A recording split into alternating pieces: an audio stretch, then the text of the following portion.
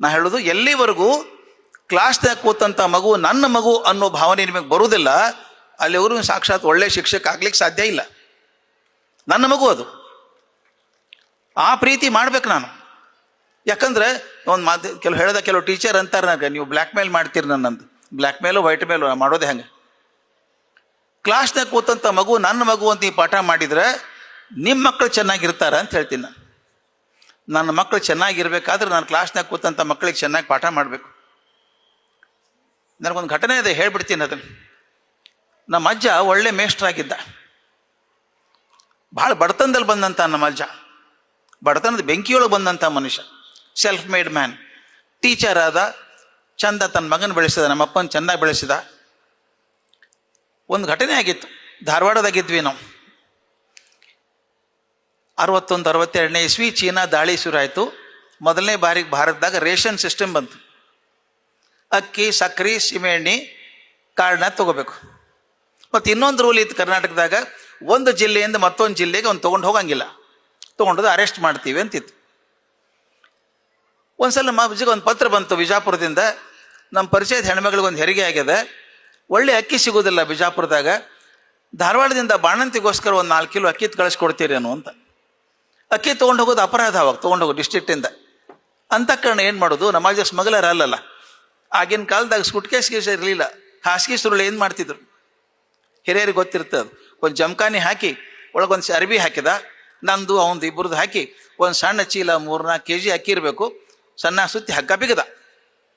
ನಾನು ನಮ್ಮ ಅಜ್ಜ ಬಿಜಾಪುರಕ್ಕೆ ಹೋದ್ವಿ. ನಿಮ್ಮ ಕಣ್ಣು ಮುಂದೆ ಚಿತ್ರ ಬರಬೇಕು. ಬಿಜಾಪುರ ಸ್ಟೇಷನ್ನಾಗ ಇಳಿದ್ವಿ. ನಮ್ಮ ಅಜ್ಜ ಪಕ್ಕ ಉತ್ತರ ಕರ್ನಾಟಕ ಡ್ರೆಸ್ಸು, ಕಚ್ಚಿ ಧೋತ್ರ, ಬಿಳಿ ಶರ್ಟು, ಕರಿ ಕೋಟು, ಕರಿ ಟೋಪಿಗೆ, ಎಡಗಡೆ ಹೆಗಲ ಮೇಲೆ ಹಾಸಿಗೆ ಸುರುಳಿ, ಬಲಗೈಯಾಗ ನಾನು, 2 ಲಗೇಜೆ. ಲಘು ನಡಿ ಎಳ್ಕೊಂಡು ಹೋಗ್ತಿದ್ದ. ಯಾಕೆ ಅವಸರ ಮಾಡ್ತಿದ್ದ ಅಂದ್ರೆ, ಯಾರ್ಯಾರೇ ಪೊಲೀಸ್ ಹಿಡಿದ್ರೆ ಸ್ಟೇಷನ್ನಾಗ ಕಳ್ಳನ ಜೀವ ಯಾವಾಗಲೂ ಹಾಗೆ ಅಲ್ಲ. ಅಕ್ಕಿ ತಂದಾನವ, ಚಿಕ್ಕರೆ ಏನು ಮಾಡೋದು. ಇನ್ನೇನು ಸ್ವಲ್ಪ ದೂರ ಹೋಗಿದ್ದ, ದಾಟಿ ಬಿಡ್ತಿದ್ವಿ ಸ್ಟೇಷನ್ನು. ಅಷ್ಟಾಗಿ ಯಾರೋ ನಮ್ಮ ಅಜ್ಜನ ಹೆಗಲ ಮೇಲೆ ಕೈ ಇಟ್ರು. ತಿರುಗಿ ನೋಡ್ದ, ಪೊಲೀಸ್. ಒಂದು ಕ್ಷಣದಾಗ ಅಜ್ಜ ಬೆವತ್ ಹೋದ, ಗಾಬರಿ ಆಗ್ಬಿಟ್ಟ. ನಾನು ಜೈಲಿಗೆ ಹಾಕ್ತಾರಪ್ಪ, ಇನ್ನ ನನಗೆ ಗೊತ್ತಾ ಜೈಲಿಗೆ ಹಾಕ್ತಾರ. ನಾನು ಕೇಳ್ತಾನೆ, ಧಾರವಾಡಕ್ಕೆ ಹೆಂಗೆ ಹೋಗ್ತೀವಿ ವಾಪಸ್ಸು, ನನಗೇನು ಗೊತ್ತು ಹೆಂಗೆ ಹೋಗೋದು. ಪೊಲೀಸ್ ಅಷ್ಟಕ್ಕೆ ಬಿಡಲಿಲ್ಲ. ಸಾಹೇಬ್ರು ಕೂತಾರ, ಹೋಗ್ರಿ ಅಲ್ಲಿ ಬೆಟ್ಟ ಆಗ್ಬೇಕು ನಿನ್ನ. ಇವನೇ ಸಾಕಾಗಿತ್ತು ಹೆದರ್ಸೋದಕ್ಕೆ, ಇಲ್ಲಿ ಸಾಹೇಬ್ ಬೇರೆ. ಅಷ್ಟೇ ರೂಮಿಗೆ ಹೋದ್ವಿ, ಯಾರೂ ಇದ್ದಿದ್ದಿಲ್ಲ ಅಲ್ಲಿ. ನಮ್ಮ ಅಜ್ಜ ಅಂದ, ಹೋಗುಂಡಿ ಯಾರೂ ಇಲ್ಲ ಅಂದ. ಆ ಸ್ಟೇಷನ್ ಮಾಸ್ತರ್ ಒದರಿದ್ರು, ಎಲ್ಲಿ ಹೊಂಟ್ರಿ ನೀವು? ಸಾಹೇಬರು ಜೀಪ್ ಇಟ್ಟು ಹೋಗ್ಯಾರ, ಹೋಗ್ಬೇಕು ಅವ್ರ ಮನೆಗೆ ಅಂತ. ನಾನು ಒಂದು ಮಾತನ್ನು ಹೇಳ್ತೀನಿ, ತಪ್ಪು ತಿಳ್ಕೊಬಾರ್ದು. ಆಗಿನ ಕಾಲದಾಗ ಪೊಲೀಸ್ ಜೀಪ್ನಾಗ ಹೋಗುವಂಥ ಅವಮರ್ಯಾದೆ ಯಾವುದೂ ಇರಲಿಲ್ಲ. ಪೊಲೀಸ್ ಜೀಪಿಗೆ ಹೋದ್ರು ಜೈಲಿಗೆ ಹೋದ್ರಂತೆ ಖಾತ್ರಿ. ಈಗ ಮಂದಿ ಪಿಕ್ನಿಕ್ ಹೋಗ್ತಾರೆ ಮತ್ತು ಬೇರೆ. ನಾವು ತನಗೆ ಖುಷಿ ಇತ್ತು ಜೀಪ್ನಾಗ ಹೋಗು, ಸಣ್ಣ ಹುಡುಗ ಭಾಳ ಖುಷಿ ಇತ್ತು. ಅಜ್ಜ ನಾನು ಕೂತ್ವಿ, ಅವನ ಸಮ ವಟ ಅಂತಿದ್ದ. ಆತು, ತಪ್ಪು ಮಾಡಿದೆ, ತರಬಾರ್ದಾಗ ಸಕ್ಕಿ ನಾನು. ದೊಡ್ಡ ಮನೆ ಮುನ್ನಿಂತು ಜೀಪ್, ಹಿಡಿದ ಸಿಟ್ಔಟ್ನಾಗ ಕೂತಿದ್ವಿ. ಒಳಗಿಂದ ಪೊಲೀಸ್ ಬಂದ, ಬರ್ರಿ ಸಾಹೇಬ್ರು ಕರೀತಾರೆ ಒಳಗೆ. ಮೊದಲೇ ನಮ್ಮ ಅಜ್ಜ ಹೆದರಿದ್ದ, ಚೀಲ ಅಲ್ಲೇ ಬಿಟ್ಟ, ಕೈ ಮುಕ್ಕೊಂಡು ಒಳಗೆ ಹೋದ.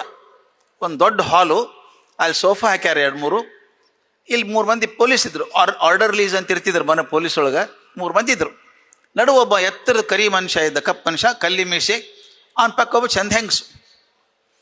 ಅಜ್ಜಿಗೆ ಅನಿಸ್ತು ಬಹುಶಃ ಅವನೇ ಪೊಲೀಸ್ ಆಫೀಸರ್ ಇರಬೇಕು ಅಂತ. ಕೈ ಮುಕ್ಕೊಂಡೆ ಹೋದ. ತಪ್ಪಾತ್ರಿ ಸಾಹೇಬ್ರ, ಅವಾಗೇನು ಗೊತ್ತೇ ಇಲ್ಲ ಅವಾಗ. ಇವನೇ ಮೊದಲ ಕ್ಷಮಾಪಣೆ ಶುರು, ತಪ್ಪಾತ್ರಿ ಸಾಹೇಬ್ರ ಅಂದ. ಆ ಪೊಲೀಸ್ ಆಫೀಸರು ಏನು ಮಾತಾಡಲಿಲ್ಲ, ಕೆಳಗೆ ಮಲ್ಕೊಂಡು ಉದ್ದ ದೀಡ್ ನಮಸ್ಕಾರ ಹಾಕಿ ಅಜ್ಜನ ಕಾಲು ಹಿಡ್ಕೊಂಬಿಟ್ಟ. ಅಜ್ಜನ ಗಾಬರಿ, ಯಾರು ಇವರು ಅಂತಾನೆ. ಆ ಪೊಲೀಸರು ಸಾಹೇಬರು ಅಂತಾರೆ. ಇದುವರೆಗೂ ಅವರು ಸಾಹೇಬ್ರ ಕಾಲಿಗೆ ಮಂದಿ ಬಿದ್ದದ್ದು ನೋಡಿದ್ರೆ ಹೊರತಾಗಿ ಸಾಹೇಬರು ಮತ್ತೊಬ್ಬರ ಕಾಲಿಗೆ ಬೀಳೋದು ನೋಡಿದ್ದಿಲ್ಲ. ಹೇಳ್ರಿ ಸಾಹೇಬ್ರ ಅಂದ. ಎದ್ದ ಸಾಹೇಬ್ ಹಿಂಗೆ ಅವನು ಕೈ ಮುಕ್ಕೊಂಡು ನಿಂತಾನೆ. ಇದಕ್ಕೆ ನಾ ಸಾಕ್ಷಿಯಾಗಿದ್ದ. ಅವನು one of the best impressions I can ever think of remembering any time. ನಮ್ಮ ಅಜ್ಜನು ಕೈ ಮುಕ್ಕೊಂಡು ನಿಂತಾನ, ಅಪರಾಧಿ ಇವ. ಸಾಹೇಬ್ರ ತಪ್ಪಾತ್ರಿ ಸಾಹೇಬ್ರ. ಅವ ಬ್ಯಾಡ್ರಿ, ನಾನು ಗುರ್ತು ಹತ್ತೇನ್ರಿ ಸರ್ ಅಂದವ. ಇಲ್ರಿ ಗುರ್ತು ಹತ್ತಲಿಲ್ಲ. ನಾನು ರೀ ಸರ್ ಭೀಮಾ ಅಂದ. ನಿಮಗೆಲ್ಲ ಗೊತ್ತದ, ಉತ್ತರ ಕರ್ನಾಟಕದಾಗ we are specialist in destroying names.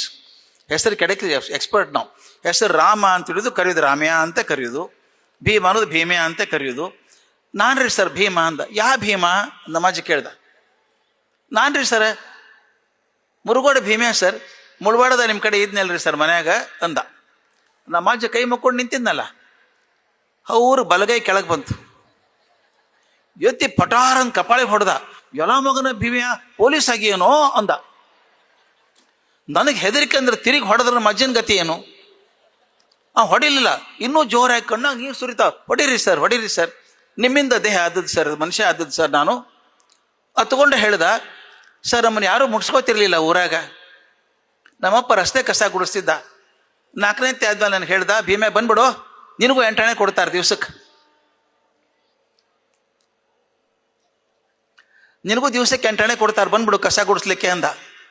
ನೀವು ನಮ್ಮ ಮನೆಗೆ ಬಂದು ನಮ್ಮ ಅಪ್ಪನ ಹತ್ರ ಜಗಳಾಡಿ ಹುಡುಗ ಶಾಣೆ ಇದ್ದಾನೆ ಬಿಡಿಸ್ಬೇಡ್ರಿ ಸಾಲಿ ಅಂತ ಇಟ್ಕೊಂಡ್ರಿ, ಮನೆಯಾಗ ಇಟ್ಕೊಂಡು ಕಲಿಸಿದ್ರಿ, ನೆನಪದ್ರಿ ಸರ್? 7ನೇ ಆದ್ಮೇಲೆ ಸಾಲಿ ಇರಲಿಲ್ಲ, ಬಿಜಾಪುರ ಕರ್ಕೊಂಡೋಗಿ ಹಾಸ್ಟೆಲ್ಗೆ ಹಾಕಿ ಕಳಿಸಿದ್ದು ನೆನಪದ್ರಿ ಸರ್? ನೀವು ಮಾಡಿದ್ದಿಲ್ಲ ಅಂದ್ರೆ ನಾ ಇನ್ನೂ ಕಸ ಗುಡಿಸ್ಕೋತ ಕೊಡ್ತಿದ್ದೆ ಸರ್ ಅಂಥೇಳಿ ಕೈ ಮುಗಿದ. ಅಜ್ಜ ಅವನು ಅಪ್ಕೊಂಡ. It's a sight for gods to see. ಒಂದು ಕಡೆಗೆ ಕೃತಜ್ಞತೆಯಿಂದ ಬಾಗಿದಂಥ ಶಿಷ್ಯ, ಇನ್ನೊಂದು ಕಡೆ ಧನ್ಯತೆಯಿಂದ ಬೀಗಿದಂಥ ಗುರು. Sight for gods to see. ಭೀಮೆ ಕೇಳ್ದ ಮೇಲೆ ನಮ್ಮ ಅಜ್ಜಿಗ, ಮಾಸ್ತರ ನಾನು ಸ್ಟೇಷನ್ನಾಗ ನೋಡಿದ್ರೆ ಹೌದಲ್ಲ ನೀವು ಅಲ್ಲಿ? ಹೌದು ನೋಡಿದೆ. ಮತ್ತು ಅವಾಗ ಯಾಕೆ ಮಾತಾಡ್ಸ್ತಿಲ್ಲ ನನ್ನ? ಭೀಮೆ ಕೇಳ್ದು, ಅವಾಗ ಯಾಕೆ ಮಾತಾಡ್ಸ್ತಿಲ್ಲ ಭೀಮೆ ನನ್ನ ಅಂತ ಕೇಳ್ದ ಅಜ್ಜ. ಹೆಂಗೆ ಮಾತಾಡ್ಸ್ಲಿ ಸರ್ ಅಂತ. ನಾವು ಯೂನಿಫಾರ್ಮ್ ಹಾಕ್ಕೊಂಡಿದ್ದೆ, ಕಾಲಾಗ ಬೂಟಿದ್ದು. ನೀವು ಬರ್ತೀರಿ ಮನೆಗೆ ಅಂತ ಸ್ನಾನ ಮಾಡಿ ನಿಂತೀನಿ ನಾನು, ನಿಮ್ಮ ಕಾಲು ಹಿಡ್ಕೋಬೇಕು ನಾನು ಅಂದೊಂದು ಮಾತು ಹೇಳ್ದ. ಹೆಂಡ್ತಿಗೆ ಹೇಳ್ದ, ದಿನ ದೇವರು ದೇವ್ರು ಅಂತ ಪೂಜೆ ಮಾಡ್ತೀಯಲ್ಲ, ಅವ್ರ ದೇವ್ರು ನನ್ನ ಕಾಲು ಹಿಡ್ಕೋರ್ದು ಅಂತ. ಇಬ್ಬರು ಕೂಡ ನಮಸ್ಕಾರ ಮಾಡಿದರು. ಆಗ ಭೀಮ ಹೇಳಿದಂಥ ಮಾತು ನನ್ನ ಕೊನೆ ಕ್ಷಣ ತನಕ ಮರೀಲಿಕ್ಕೆ ಸಾಧ್ಯ ಇಲ್ಲ. ಇದು greatest tribute to a teacher. ಅವ್ರು ಹೇಳಿದ್ದೇನು ಅಂದರೆ, ಸರ್ ಖರೆ ಹೇಳ್ತೀನಿ ಸರ್, ನಾನು ಮೈ ಮೇಲಿನ ಚರ್ಮ ಸುಲಿದು ನಿಮ್ಮ ಕಾಲಿಗೆ ಚಪ್ಪಲಿ ಮಾಡಿದ್ರು ನನ್ನ ಋಣ ತೀರ್ಸಲಿಕ್ಕೆ ಸಾಧ್ಯ ಇಲ್ಲ ಸರ್.